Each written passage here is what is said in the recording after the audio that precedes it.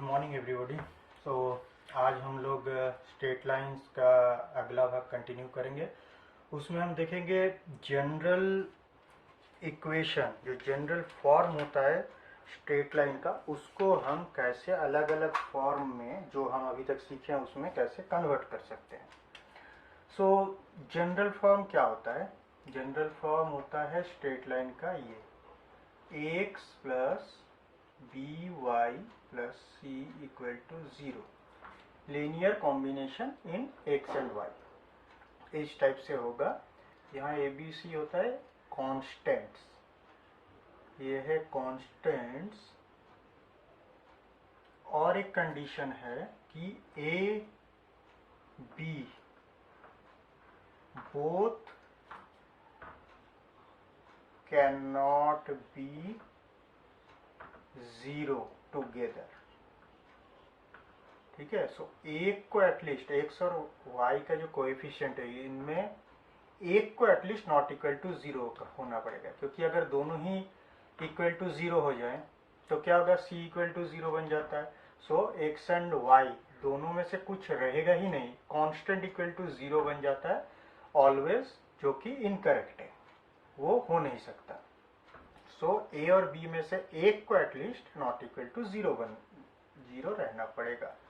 सो इसको कहा जाता है general equation of straight line.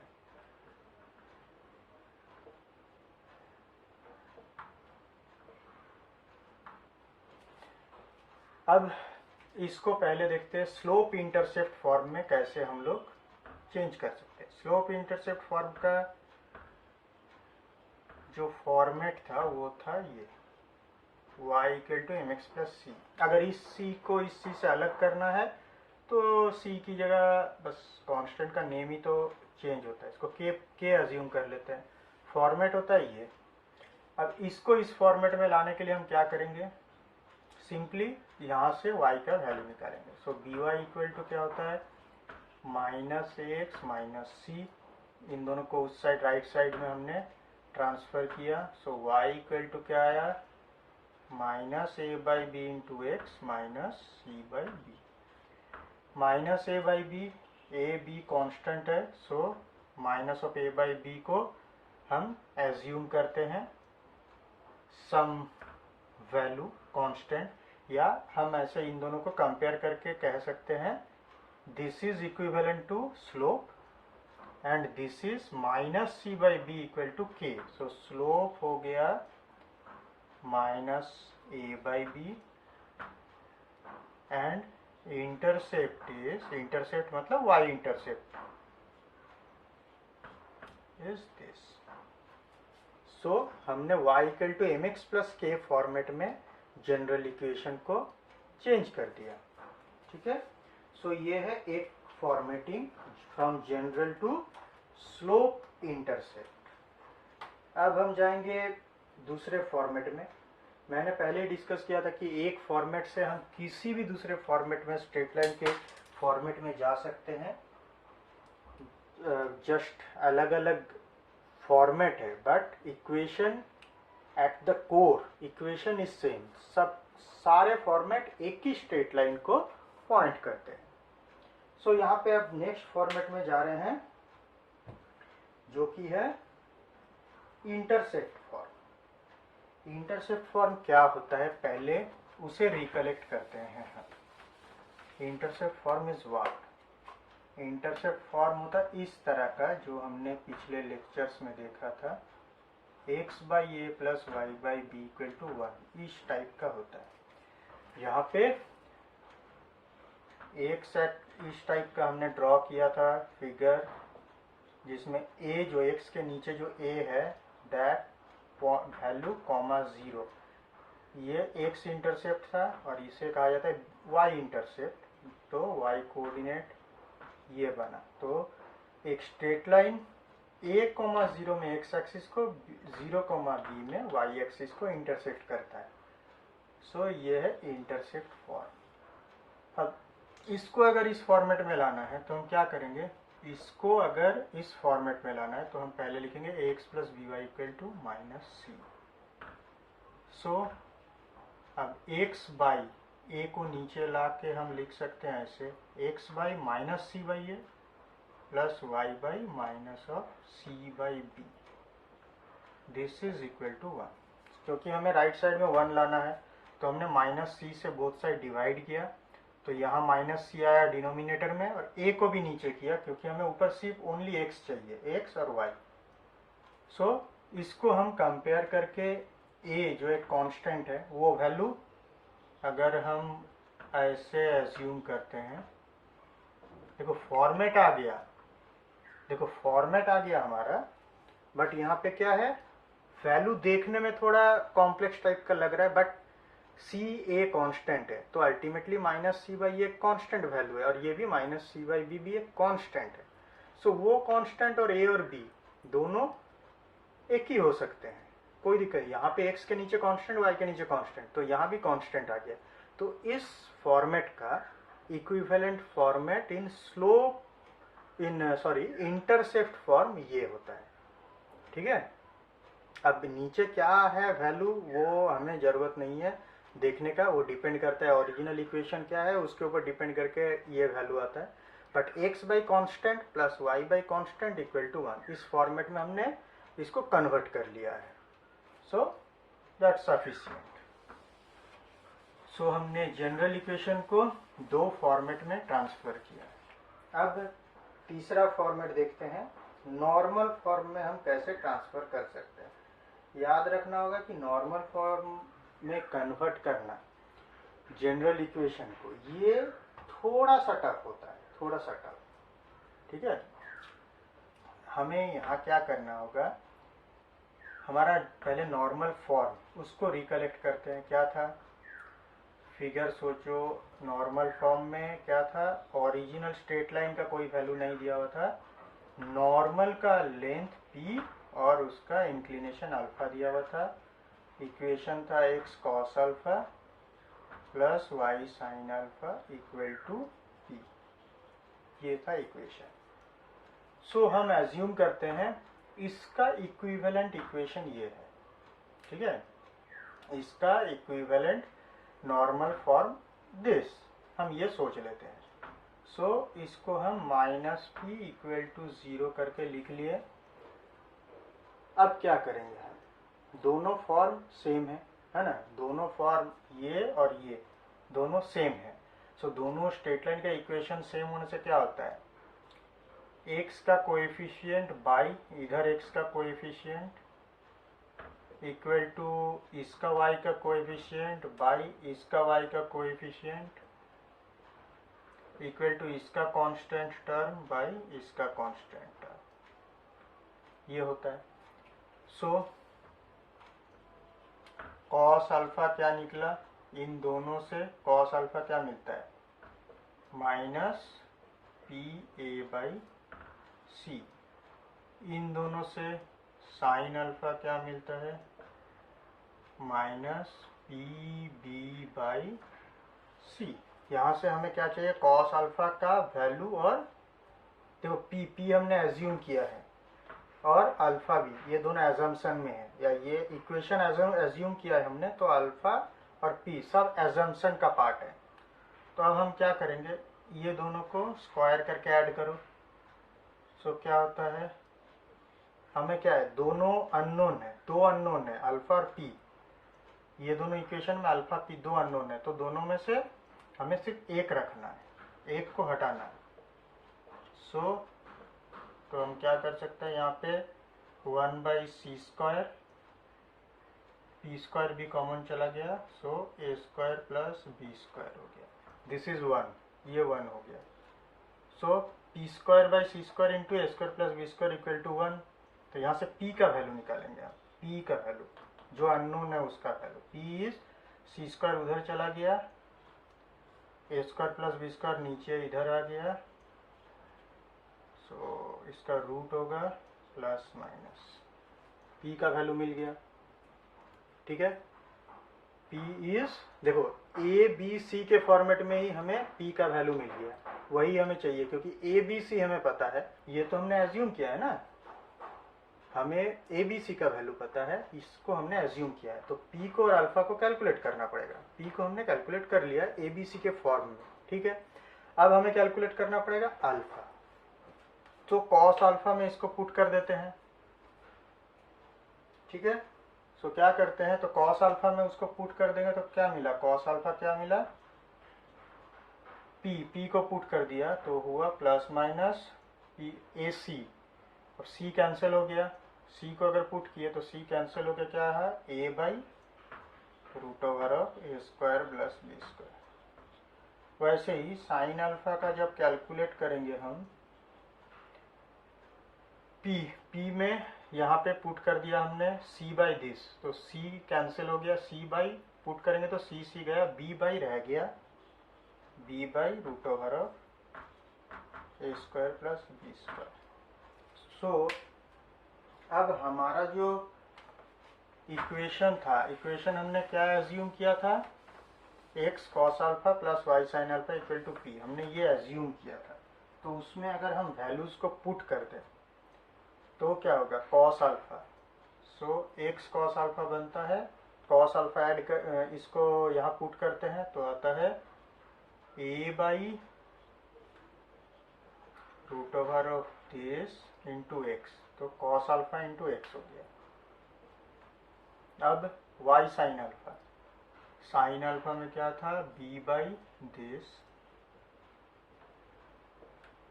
Y equal to क्या था, पी मतलब ये है,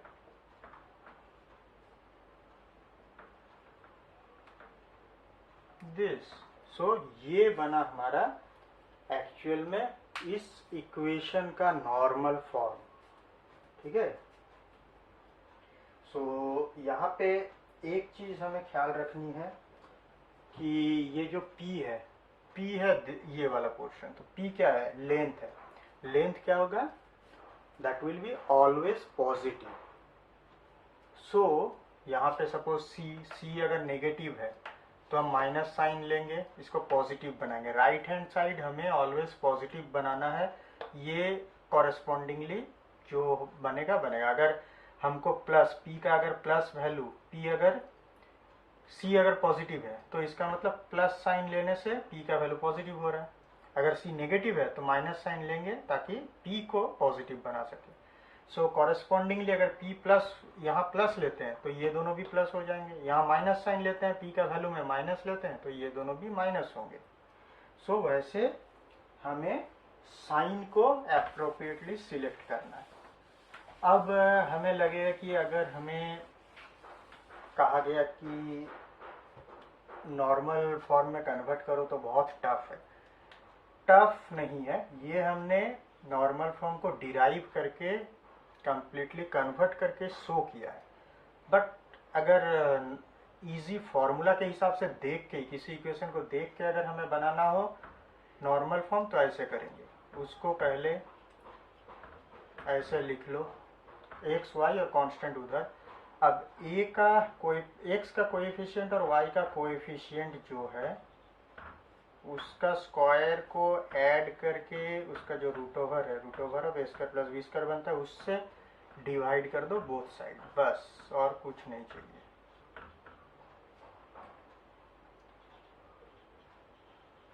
ये करना है।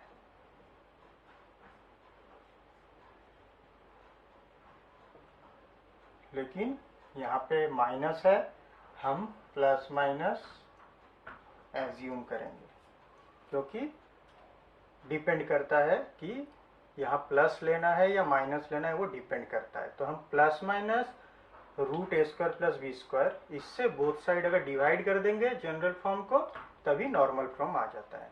बस ये है याद रखने का इजी तरीका, ठीक है।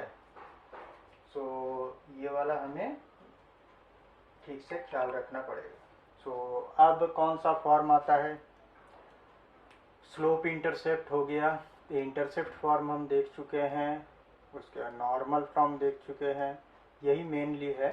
और बाकी सारे फॉर्मेट भी थोड़ा मैनिपुलेशन करके हम लोग किसी भी फॉर्मेट में जा सकते हैं। सो हम एक एग्जांपल देखते हैं, जैसे कि ये सब को एक फॉर्म को दूसरे फॉर्म में कन्वर्ट करने वाला एक example, let's see, suppose 3x minus 4y plus 10 equal to 0 है। इसे हमें तीनों फॉर्म में, जो हमने अभी देखा, तीनों फॉर्म में कन्वर्ट करना है। सो पहले स्लोप इंटरसेप्ट में जाते हैं। स्लोप इंटरसेप्ट में क्या करना होता है, जस्ट दिमाग में वो फॉर्म रखना है कि y equal to m x plus c. So इसको y equal to m x plus c में कन्वर्ट करते हैं। So 4y equal to 3x plus 10। इसका मतलब क्या है, y equal to m x plus c था ना, तो देखो एम एक्स प्लस सी, उस फॉर्मेट में हम इसको कन्वर्ट कर दिया। सो this is slope intercept form of, suppose इसका इक्वेशन का नाम नंबर दे दिया, एक नंबर इक्वेशन है। सो this is slope intercept form of equation 1. So this is slope intercept form of equation 1 with, अगर पूछे कि स्लोप क्या है, so y equal to mx plus c, so m is with slope equal to this, and ये होता है y intercept equal to 10/4 था, उसको कैंसिल करके हमने 5/2 लिख दिया। ठीक है, सो कंपेयर कैसे मिला, ये comparing with y equal to m x plus c, normal जो फॉर्मेट है उसके साथ। सो हमें मिल गया। सो यहाँ पे एक चीज़ देखो, अगर किसी जनरल इक्वेशन से हमें अगर स्लोप निकालना हो तो उसको क्या करते हैं हम लोग, y equal to m x plus c में कन्वर्ट कर देते हैं ताकि हमें स्लोप मिल जाए और y इंटरसेप्ट भी मिल जाए। बट बिना कन्वर्ट किए भी ऐसे करके हम सोच सकते हैं, बिना कन्वर्ट किए ये क्या होता है, minus of x coefficient by y coefficient. So minus of x coefficient क्या है 3, y कोएफिशिएंट क्या है -4, सो 3/4। देखो वही है slope. So without converting also हम लोग जैसे जनरल फॉर्मेट का इक्वेशन देख के उसका स्लोप हम लोग लिख सकते हैं। ठीक है, अब इसको दूसरे फॉर्म में, और क्या फॉर्म हमने देखा, और एक फॉर्मेट देखा अभी हमने, इंटरसेप्ट। ये था स्लोप इंटरसेप्ट, अब है इंटरसेप्ट। इंटरसेप्ट मतलब x/a plus y/b equal to 1। सो हम क्या करेंगे, पहले x/a प्लस y/b मतलब xy को लेफ्ट हैंड साइड में और कांस्टेंट को राइट हैंड साइड में लिखते हैं। So 3x minus 4y equal to -10। अब क्या करेंगे, यहाँ 1 लाना है तो -10 से बोथ साइड डिवाइड करो। सो यहाँ आया -10, यहाँ आया -10। अब 3 को नीचे लाना है क्योंकि फॉर्मेट क्या था, x/a plus y/b equal to 1, तो x रहना है यहाँ पे, तो -10/3 करना पड़ेगा इसको। अब प्लस लाना है, प्लस लाना है तो प्लस दिए तो ये माइनस को नीचे इधर भेजना पड़ेगा, एडजस्ट करना है, तो ये 10 रह जाएगा। माइनस माइनस एनीवे ऐसे भी प्लस हो जाता है, तो यहाँ प्लस करना है हमें, तो इस माइनस को इसके साथ ले लिया, प्लस हो गया। इसको y बनाना है तो 4 नीचे आ जाएगा, दिस इज 1। इसका मतलब हुआ x by this plus y by 5/2 equal to 1। So this is, हम लोग लिख सकते हैं, this is equivalent intercept form of the given equation 1।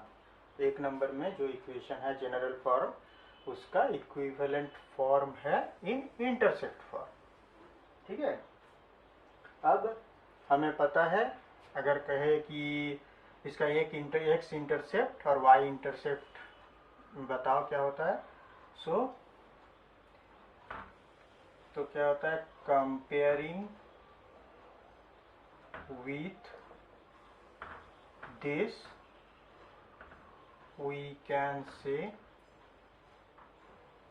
x intercept equal to क्या होता है -10/3, या intersection point on x axis पूछे तो -10/3, 0, और y इंटरसेप्ट इक्वल टू क्या लिखेंगे, y intercept equal to 5/2 unit. So अगर y एक्सिस में इंटरसेक्शन पॉइंट अगर पूछा जाए तो 0,5/2, जैसे यहाँ a, 0 और 0, b होता है वैसे। कंपेयरिंग विथ ये लिख सकते हैं, ये अच्छा है लिखना, क्योंकि हम लोग मोर एलाबोरेट वे में इसको प्रॉब्लम को सॉल्व कर रहे हैं। अदरवाइज डायरेक्ट यहाँ से भी लिख सकते हैं, this equal to 1, so this straight line intersect x axis at -10/3, 0 and intersect y axis at 0,5/2। हम लोग ऐसे भी डायरेक्ट लिख सकते हैं, कोई प्रॉब्लम नहीं। अब इसी प्रॉब्लम को अगर हमें कहा जाए कि इसे नॉर्मल फॉर्म में कन्वर्ट करो, या प्रॉब्लम अगर घुमा फिरा के अगर ऐसे लिखा गया, इसी प्रॉब्लम को अगर ऐसे दिया गया कि find distance of this line from origin, अगर ये पूछा जाए। देखो डिस्टेंस मतलब अगर कुछ कहा नहीं जाए तो हमें परपेंडिकुलर डिस्टेंस एज्यूम करना है।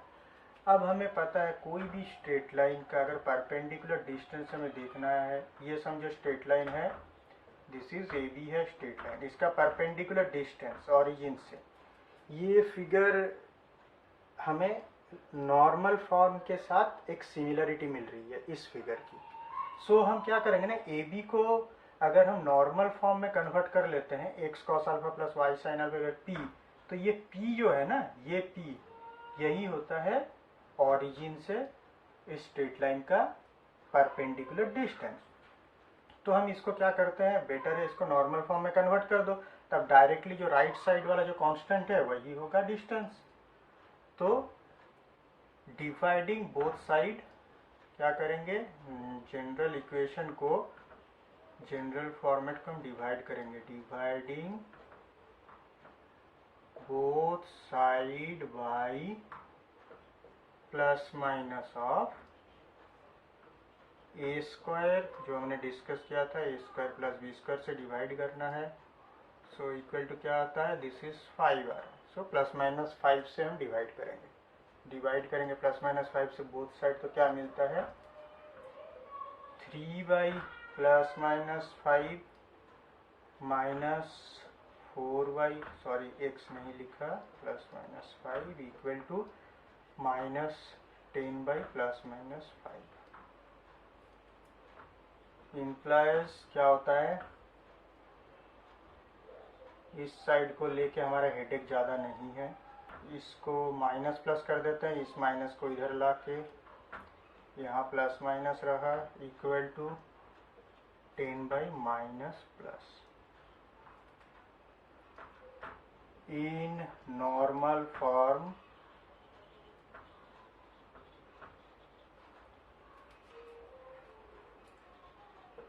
डिस्टेंस ऑफ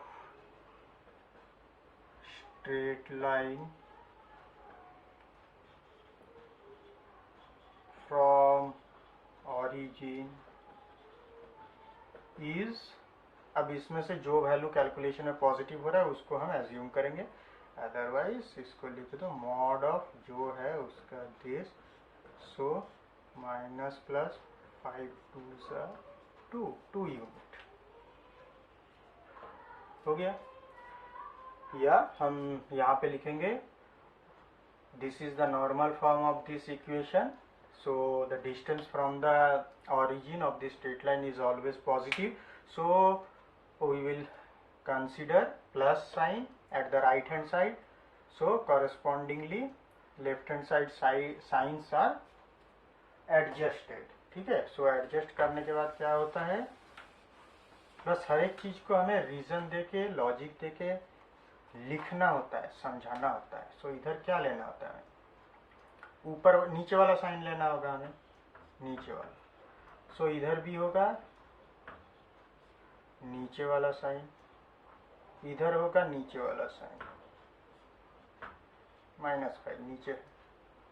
सो ये हो गया नॉर्मल फॉर्म। यहाँ पे छोड़ना है प्रॉब्लम को, right hand side positive show करके छोड़ना है हमें। सो डिस्टेंस मिल गया 10/5, 10/5 मतलब 2 यूनिट हो गया ना। सो दिस इज नॉर्मल फॉर्म, या इसे घुमा के ऐसे कह सकते हैं, इस लाइन का डिस्टेंस ओरिजिन से कितना होता है वो कैलकुलेट करो, इस हिसाब से आ सकता है। अब एक दूसरा प्रॉब्लम देखते हैं, जहाँ दो स्ट्रेट लाइन दिया गया है, वो कहा गया है कि वो पैरेलल कब होंगे, वो कहा गया है। Suppose c1x plus c2y plus c3 equal to 0, ये एक स्ट्रेट लाइन है।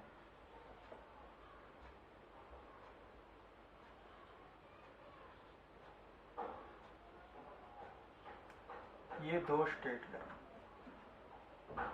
ये कब पैरेलल होगी और कब परपेंडिकुलर टू ईच अदर, ठीक है।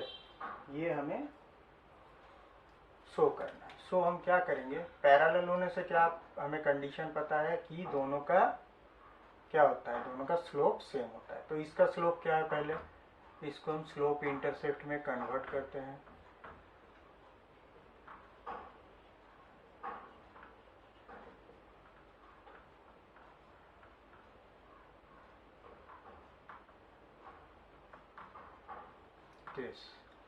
इसको स्लोप इंटरसेप्ट में कन्वर्ट करो,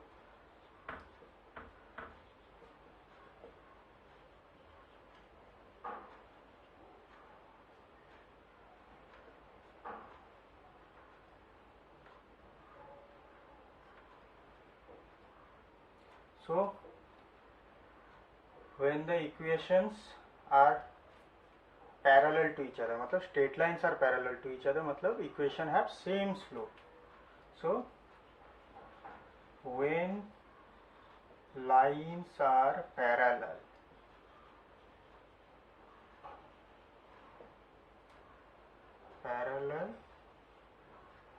to each other, तब क्या होता है, then slope of line 1 equal to minus c1 by c2 equal to slope of line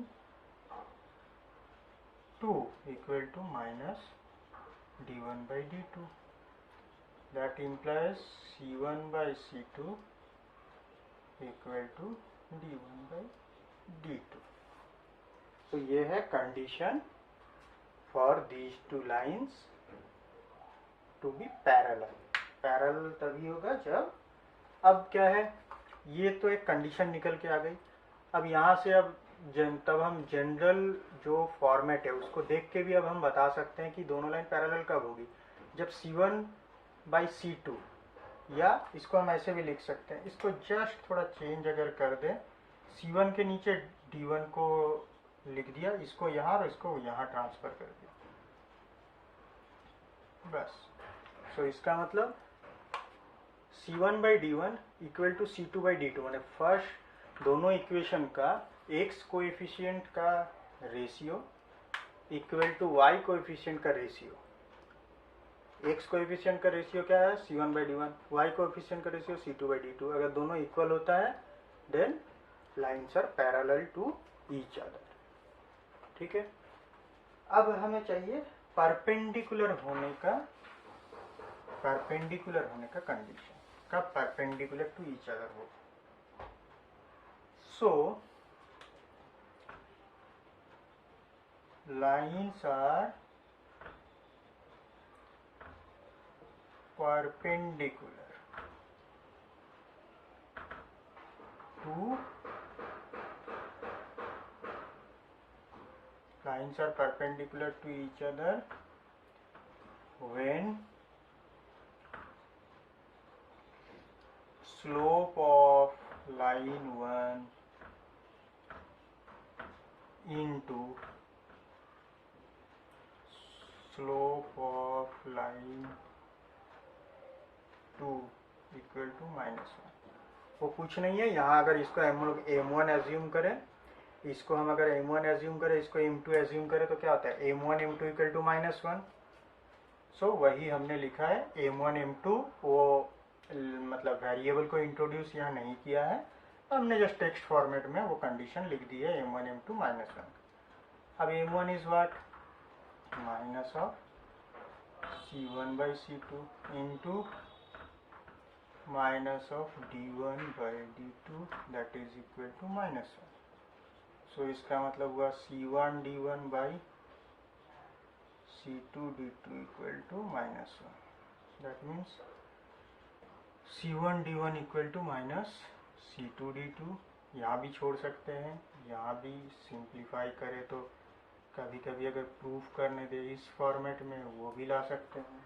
तो ऐसे हम डिफरेंट प्रॉब्लम्स में डिफरेंट टाइप का जो कंडीशन दिया हुआ रहेगा उसको देख के हम उसका मैथमेटिकल प्रूफ ऐसे निकाल सकते हैं। सो आज के लिए बस इतना ही। यहाँ हमने मेनली आज सीखा कि जनरल फॉर्मेट जो स्ट्रेट लाइन का इक्वेशन होता है उसको कैसे हम डिफरेंट फॉर्मेट में, तो स्ट्रेट लाइन का इक्वेशन के डिफरेंट फॉर्म होते हैं, फॉर्मेट होते हैं, तो उसमें कैसे कन्वर्ट कर सकते हैं। एक चीज़ हमने देखा जो कि बहुत इंपॉर्टेंट है कि नॉर्मल फॉर्म में जनरल इक्वेशन से कैसे ला सकते हैं। Root over of A square plus B square plus minus root over of A square plus B square से बोथ साइड अगर डिवाइड करते हैं तब हमें मिलता है, जहाँ हमें राइट हैंड साइड का जो वैल्यू है वो होता है डिस्टेंस फ्रॉम ओरिजिन, उसको पॉजिटिव रखना है, उस हिसाब से प्लस माइनस में से प्रॉपरली हमें आइदर प्लस या माइनस चूज करना पड़ता है।